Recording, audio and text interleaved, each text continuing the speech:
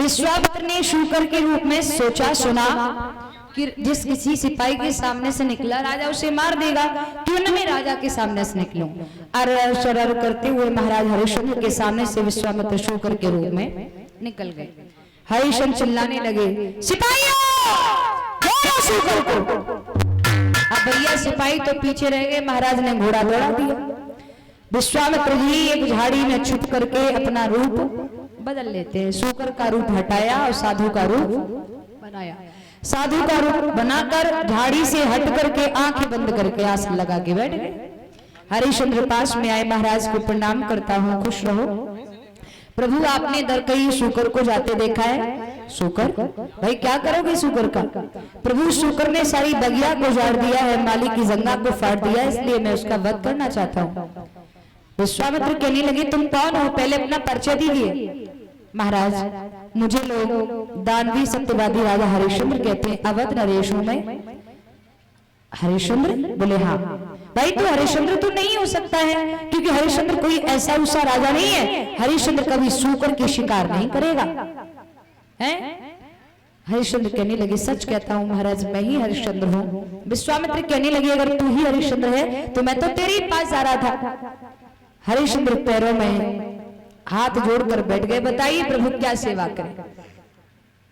विश्वामित्र कहने लगे, राजन एक सयानी बिटिया घर में घूमे, बोले राजा हाथ पीले करवा दे। तू तो जाने कि साधु संतन के पास में धन दौलत कहाँ रखी है। जवान बिटिया घर में घूम रही है, मैंने सोचा तेरा नाम बड़ा सुना है, मैंने सोचा तुझसे कुछ सहायता मिल जाएगी, बेटी की पीले हाथ कर दूंगा। बताओ क्या चाहिए? बोले क्या चाहिए? सौगंध खा जाओ, गुरु की त्रिवाचा भर दो, संकल्प कर दो, तब क्या चाहिए बताऊंगा मैं। त्रिवाचा भरा, गुरु की सौगंध खाए। बोले संकल्प करो। बोले महाराज संकल्प में छोड़ने के लिए कुछ नहीं है। बोले कुछ तो होगा। बोले कुंडली लगाम है। धोखे में कुंडली लगाम को संकल्प में छुड़वा लिया। उसके बाद दक्षिणा 60 बार सोना मांगा।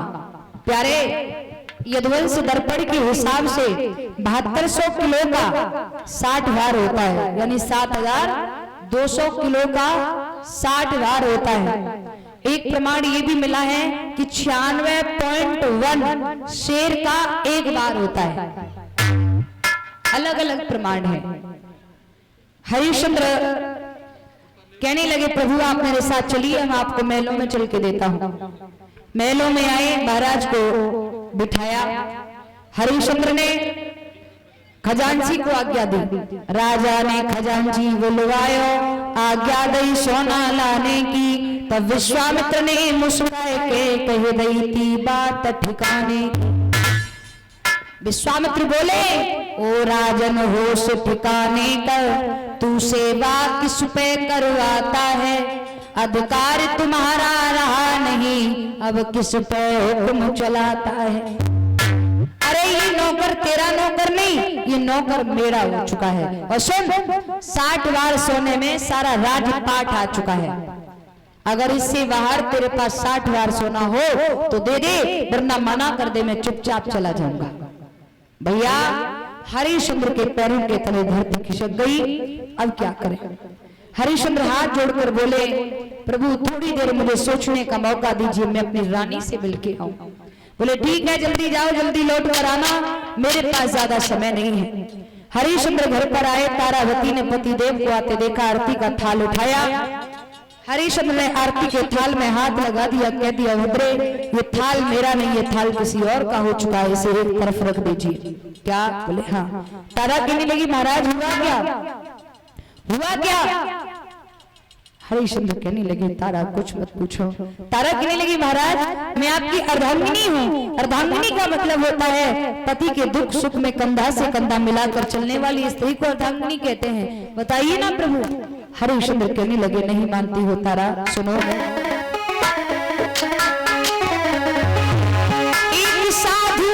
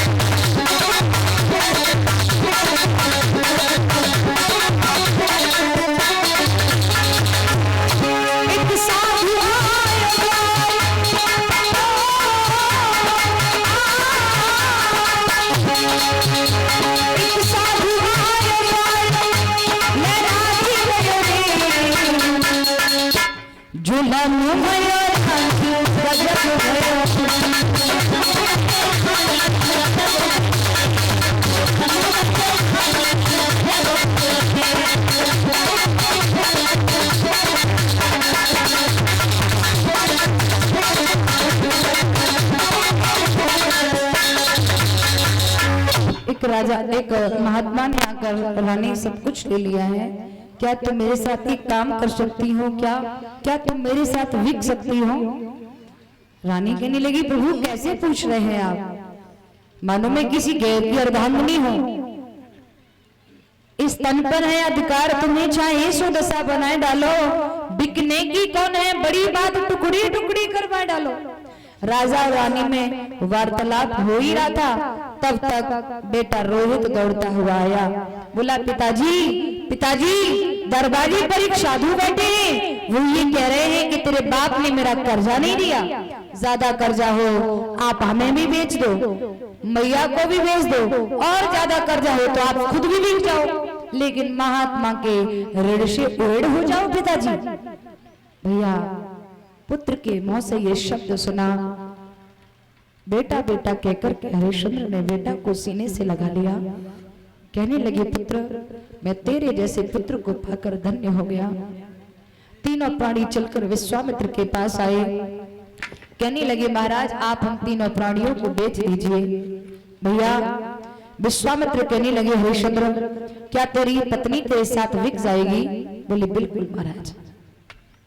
एक बात बताओ? बोले हाँ। मैं तुम्हें बेचने कहां ले जाऊंगा? हरिश्चंद्र कहने लगे महाराज हमारे इस राज्य के बाहर एक नगर है जिसे काशी कहते हैं, जो भोले बाबा ने अपने त्रिशूल पर बसाया है। उस काशी में बड़े बड़े धनवान रहते हैं, वो मेरे राज्य से बाहर है, आप वहां ले जाकर हम तीनों प्राणियों को बेच दीजिए।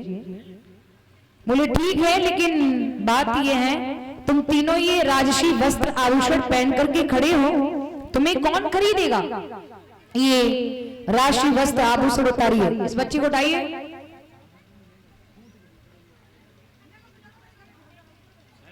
हटाइए बच्चे को। महाराज इधर